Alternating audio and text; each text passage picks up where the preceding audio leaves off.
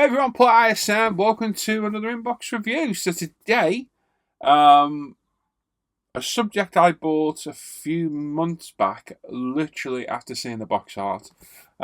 It's true. It's often said that box art can sway you to buying kits that you might not necessarily buy, or they really catch your eye. And this one, you've seen the thumbnail. This one of this '56 Chevy Delray. That's absolutely brilliant box art. I absolutely love it, and it 100% drew me in to building this kit. Plus a few of the built models I've actually seen out there, which look, well, some of them look stunning. So I went out and bought this. Had a look around at first and couldn't find it in the UK anywhere. Couldn't find it in the US. The kit was reasonably priced. The postage and the import kind of killed it. When you start paying £50 odd for Revell kits, it starts to get a bit questionable whether it's worth the money. Roll on a couple of months later, I'm cruising eBay. Lo and behold, there it is, UK seller. Bang, straight in my basket. I'm buying that. It's going straight in my basket. So yeah, there we go. So let's go have a look through the box and let's see what we've got. Okay, right. As I said, box art. This can sell a kit all by itself, and that right there, that's a great box art. This is one that when this kit is done, this will definitely be mounted on my wall. It's just great. It's just really eye-catching. You've got George's Custom Body and Paint Shop in the background. Both options are in the kit on the front. Jumping Jack Speed Shop in the background. So yeah, it's just a cool box art. You got good old George there himself doing a bit of pinstriping. Hope he's not been huffing these lacquer thinners down here, or these won't be straight. But just looks great, and this is partly what sold me this kit. And then seeing the beautiful two-tone bodywork on it again just did it for me. So you get a stock, which gives standard rims, wheels, standard ride height, and then there's a lowered one with different rims on it as well. Not sure which way we're going to go on this. My little boy very kindly pointed out that he liked this one the other day. I like this kind of pastel-y colour with a white or something, so we'll have a think of something. You know me, I like to put a bit of thought into my paint jobs to make them look a little bit different, so that's what we'll go for. So, big combination of both, not quite as, don't think we'll use the decals, I don't know, we'll see. We'll certainly decide as we go. So, US Revell. And they're typical boxes, which I do like because they store really easily and they don't collapse like the Revell Germany kits. So they're a lot better. So we've got a chrome sprue, we've got the body itself, all our tyres, 2 sets of tyres in there. There's a slightly lower profile set in there. We've got our clear parts, our aftermarket rims are there. And then we've got a big old bag of everything all lobbed in one bag. Not a fan of Revell doing that, but hey, what are you going to do? Then we've got our instructions and our decals as well, which, a bit strangely, has disc decals. Very weird. So we'll have a look at those in a bit. What we'll do first is we'll go through all the parts, pretend I know what I'm looking at, make stuff up, and look at things go. I think that's an alternator when it's actually a brake disc. Because if you know me, I'm a modeler, I haven't got a clue about half this stuff. I look at the model, think, is that a good model? Yeah, I don't look at it and think that alternator's the wrong size for that year, because I just don't know. Especially on American cars, I have no idea whatsoever. Right, we'll go through the main plastic parts first, and then we'll go to the body shell. So, we have got a steering wheel, steering column, seat backs, seat fronts, what I'm assuming is part of the dashboard, and a few other bits. Typical Revell plastic. I mean, if you're familiar with Revell, which a lot of us will be, whether you're an aircraft armour or a car modeler, ship, etc., you'll know exactly what to expect of this plastic. It's not always the sharpest. The detail is there. It's a bit soft in places, but consider it's a 20-year-old kit, which it could well be a 2001 if it is a 2001. It's pretty clean. There's a little bit of flash around the steering wheel, but everything else is quite crisply done. Like I say, just some of the details a little bit soft in areas. But yeah, I mean, what can you say? It's clean Revell white plastic. We've got several little sprues in here. I'm going to take it because this is a 2-in-1. We've got all sorts of little options to do as well. Let me just zoom out a bit. We don't want this camera play on up on us. We've got some, I'm going to guess they are wheel surround edges. I don't know. We'll have a look through the instructions in a bit. We've got our, let's have a look. Are these the lower parts? I'm guessing these are the lowered suspension parts. You've got the rear diff, the front subframe, with our discs built in, which I've never ever seen before.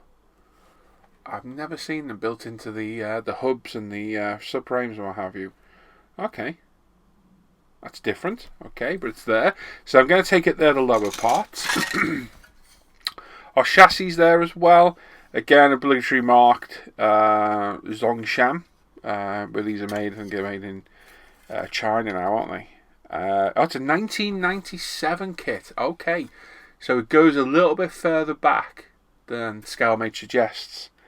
Made in China. So yeah, we're 24 years old.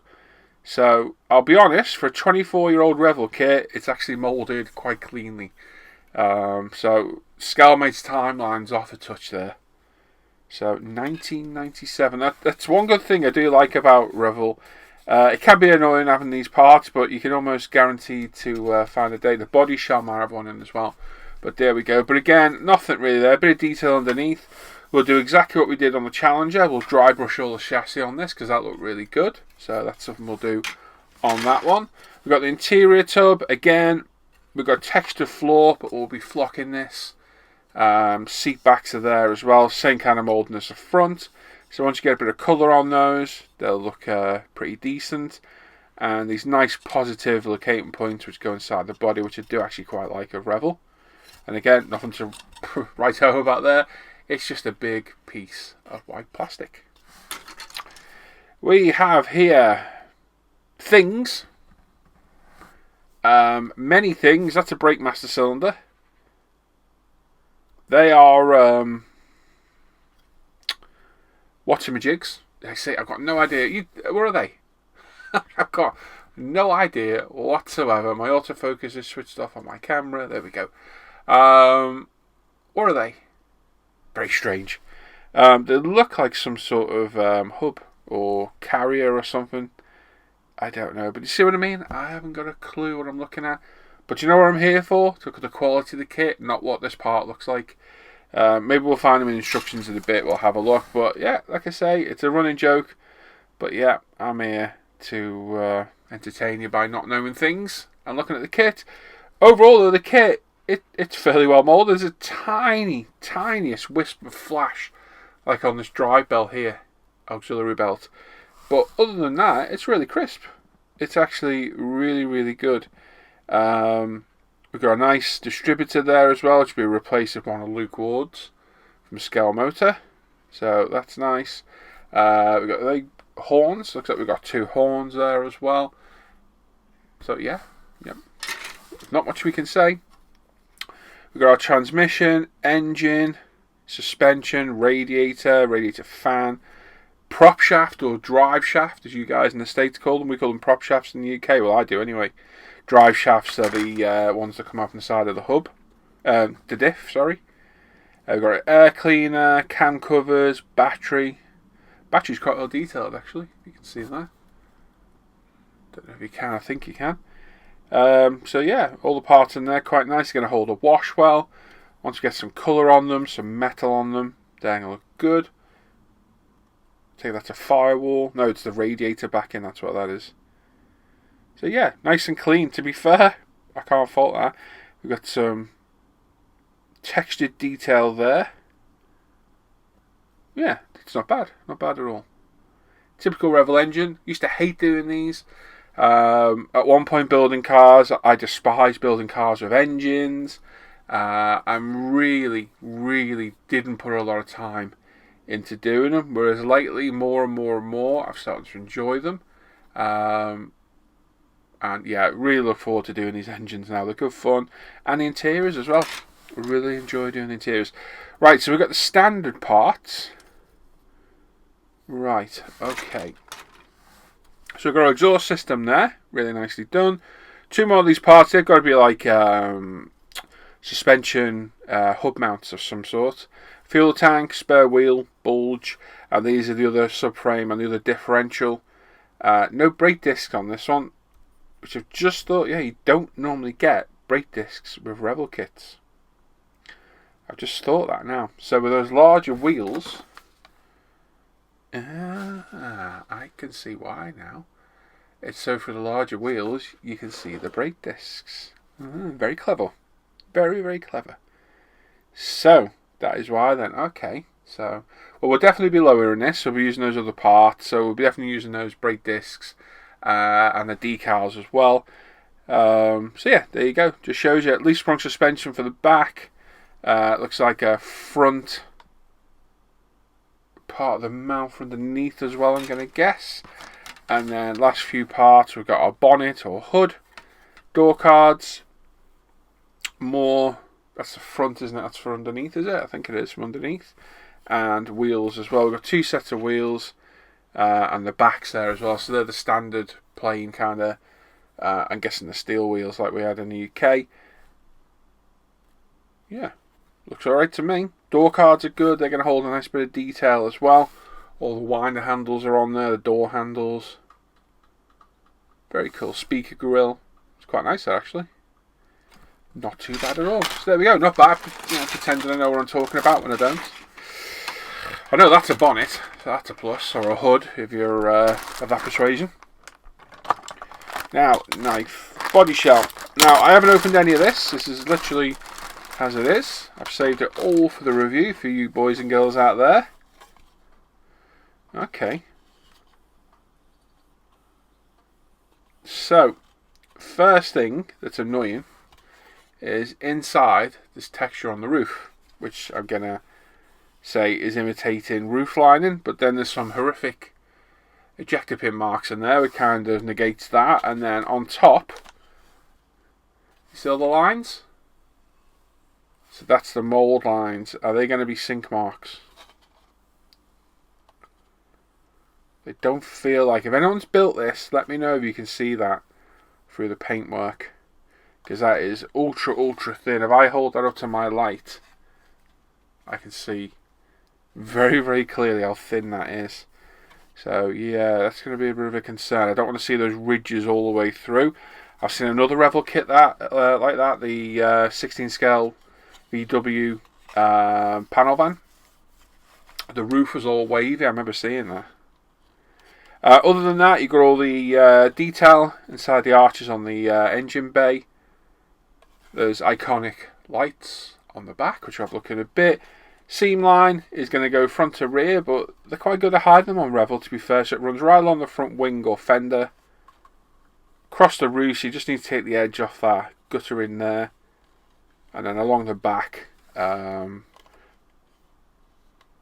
and fender, and down the back here, it actually vanishes. Where does that go? There it is. It's on the side, just there. So you're getting a little bit of careful work. And obviously, we're going to do this two-tone. I'm not 100% sure the colours yet, but I'm thinking something pastel-y to go with the era of the car. And then we're definitely going to bare metal foil all that trim, because that will look super cool if it's done like that. But it's a pretty looking car. It's an iconic shape car, even being from the UK. That is an iconic car. And this thing's going to look great in a nice colour, nice deep clear coat on it, bare metal foil, nice chrome bumpers, lowered with those nice chrome wheels, which I'll have a look at in a bit. It's going to look very, very nice. And the body shell looks good. That's the only worrying part for me. Hopefully that's not going to be an issue. But, you see, this is the problem now. I get these kits out thinking, I'll just review it, and I'm like, I want to start this. No, we've got too much on the go at the minute. That'll be started tomorrow, watch. So in here, I'm not going to open it up because we've got the wheel pins are there. We've got our red tail lights, are they? I'm going to guess. I can't see the back of the car. Yeah, they are the tail lights. I can see that. And then we've got 2 sets of tyres. Okay, so we've got some thin wall, normal profile tyres. And then some slightly wider lower profiles, and those wider lower profiles are really, really nice. Hopefully you might be able to see that. I'm not going to get them out because they'll end up getting lost. They look really good. We will build this. This will be done pretty soon. I've been itching to build this one for a while. So you will see this. And when I do it, I'll go through and I'll have a good look at all the tyres. But they're nice. Yeah, but we'll be definitely going with those lower profile wheels. 100%. Right, clear parts. As I always say, these are the parts that can really make or break a kit, and Revell can be hit or miss. And these are... Are they a hit or are they a miss? They're a mitt. They're right in the middle. They're okay. There's a lot of distortion. There's a lot of waviness to them. But from a distance, they're going to look fine. They'll be just fine. They're not very optically clear. There's been a magnification. Obviously that part's curved as well. But yeah, there's a little bit of... You can see the waviness of the glass, but it's not going to be a real concern. Like I say, once you've got it on the car and you lose the actual light and it's got the interior on it, you're not going to see that issue. So not bad at all. So not quite a hit, not quite a miss, right in the middle. It could be a mitt, or if it was a little bit worse, it could be shit. But we'll go with mitt. It's a mitt. Between a hit and a miss, it's a mitt. So the glass looks alright. Chrome parts now. We've got a big sprue over there of chrome parts. Yeah, you can't beat some chrome parts. Now, I'm assuming this is a nice chrome air cleaner cover. That's an alternator, or dynamo, I think you guys call them over there. And then some very, very nice rims, which I'll be honest, look great. I think we'll do the old matte clear on those to dull them down a bit. The chrome on those is actually really, really good. That's better than some Tamiya kits I've seen. That is actually pretty phenomenal. I hope those other parts are like that, because if they are, we'll leave them be. But they will definitely get a little bit of a matte coat just to take that sheen off. But they're lovely. Very, very nice wheels. Not necessarily my style of wheel. I know you can get aftermarket rims. They're a bit of a pain to get in the UK. Is it Pegasus Hobbies? So I think we will stick with these, but they're nice larger wheels as well. Where's the other ones? They're here somewhere. Where'd you gone? There you are. Yes, they are quite a bit bigger, to say the least. So we'll definitely be using those because they look lovely. The chrome, I'm quite impressed by that chrome. That is really good. I hope the other chrome sprues like that. I've got parts all over my bench, but hey, I don't care. Right then, the big chrome sprue. Please be good chrome, because as long as the cut-off points are good, they're not, they're terrible. So we're not using the chrome. See, now, if you make kits, right, and you're going to have nice chrome parts and they are really good chrome parts, right? When you're doing this, put the locator point underneath at the back. That's great. Not going to see that as much, or even better, put it on the back. But don't do that on the side, because that you can see that. That's going to be blatantly obvious. I understand why it has sprue points. That's so the ejection moulding works properly. But that could be around the back. So yeah, those two bumpers going to need stripping. The chrome V, the whole lot's going to need doing. Yeah. So anything and everything here. Maybe not the dash, but everything's going to stripping, because all the sprue locator points are on the side, and you can't replicate this. You can try a Molotov pen, it doesn't work. It's nowhere near as good. That's a real shame, because that is really good chrome. So, such a shame. But it is what it is, and we'll work around it. So what we'll do, we'll strip them in bleach. We'll give them a GX2, Mr. Hobby Gloss Black base. Leave that 24 hours. Hit it with our Molotov. This stuff, which you've probably seen in a pen, you can get it in a liquid form as well to pop through your airbrush. Let it dry for 24-48 hours. Alclad Aqua Glossy.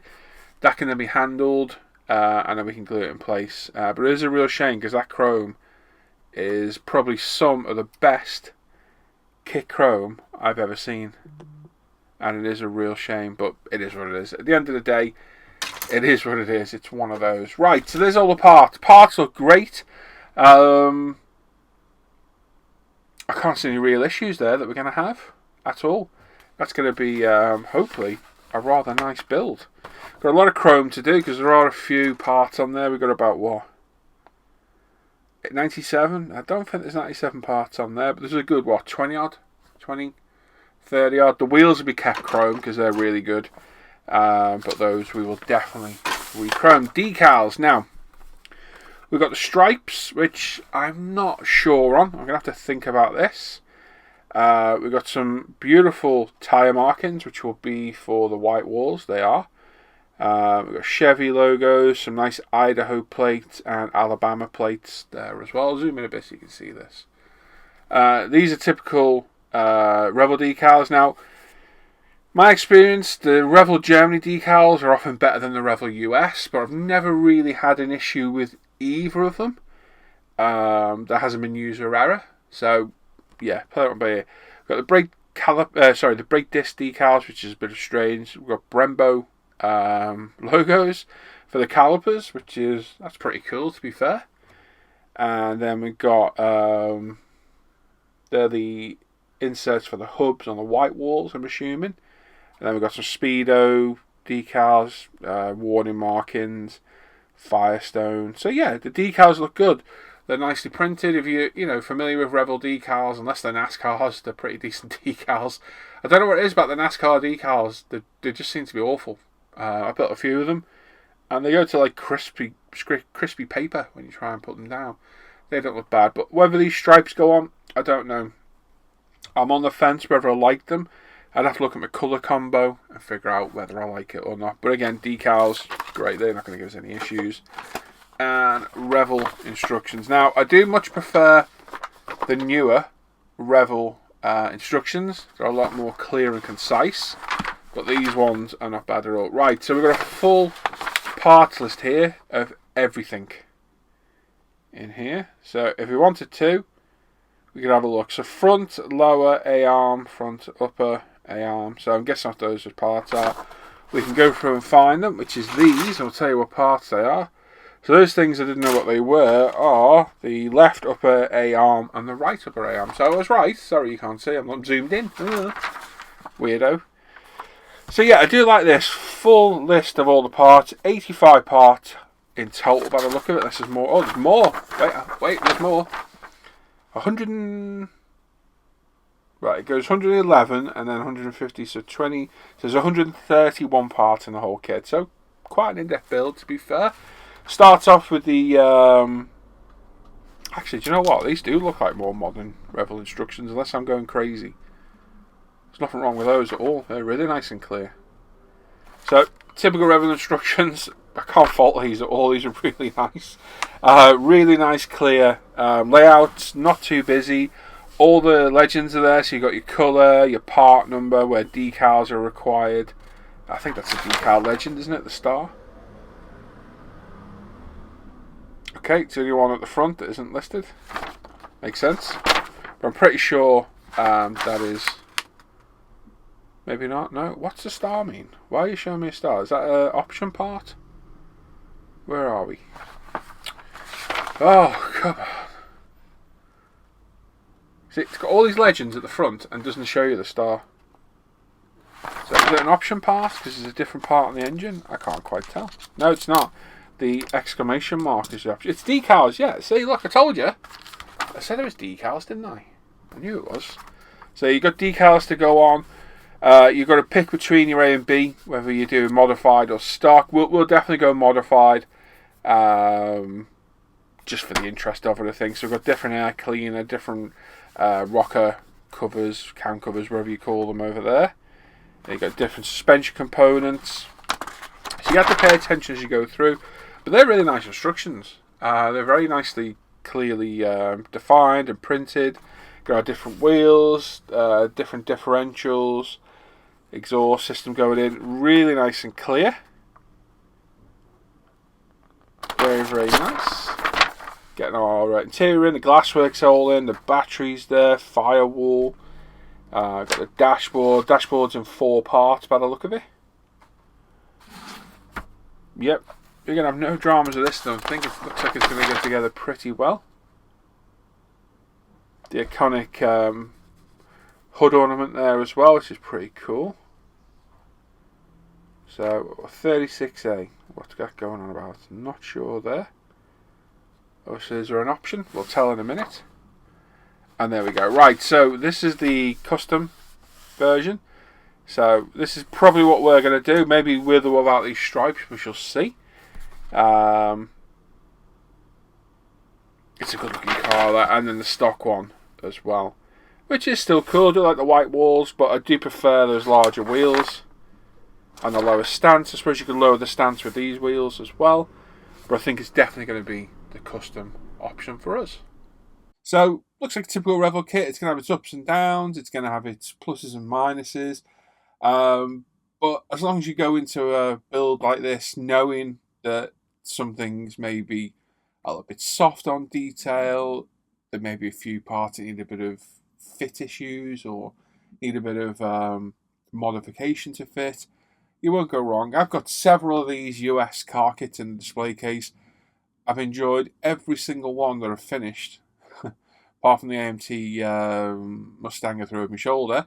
They've all gone together really well. They've all needed finagling in places and modification and a bit of work, you know, typical modelling stuff, but they've all gone together really well. And yeah, I can't fault it at all. So, looking forward to getting to this one. This one will definitely be built at some point this year. It will definitely be a 2-tone bare metal foil paint job. So, yeah, stay tuned to the channel.